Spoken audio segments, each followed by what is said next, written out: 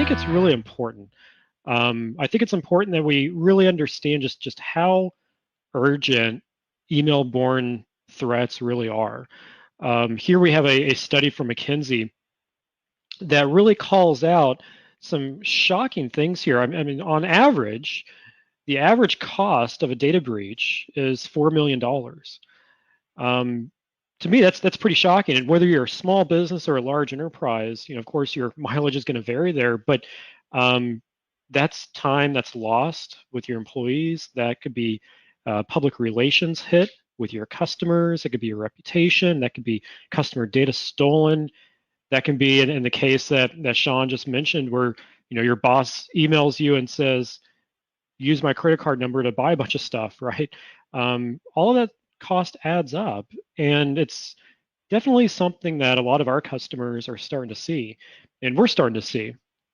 And so I wanted to kind of show you this slide, and that way we're all on the same page and really understand that cybersecurity, particularly email phishing, is a CEO issue. It's a big deal. In my experience over the years, I've actually seen a couple companies, small companies, go out of business because of a data breach. And so we definitely don't want that to happen. And really, it starts with protecting email that's coming in. After all, email is the most universal thing in terms of communication. A lot of our business correspondence is over email. So how do we protect that? And how do we make sure that those messages coming in are safe? How do we make sure that they don't contain things like malware? They don't contain phishing links out to something else?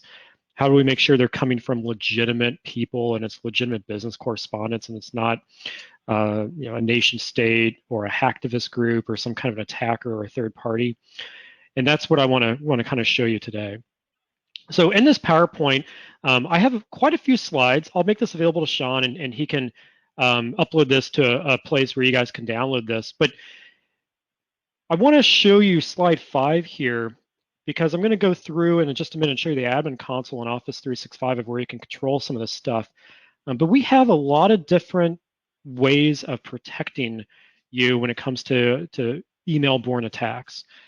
Everything from protecting against domain spoof to phishing attachments to impersonating a user, like impersonating the person from accounts payable or your CEO or your CFO. Being able to protect you against phishing for your credentials, to where I trick you into entering your username and password. So all those types of protections are there. And all of that occurs within Office 365. And so we do that through 2 different mechanisms.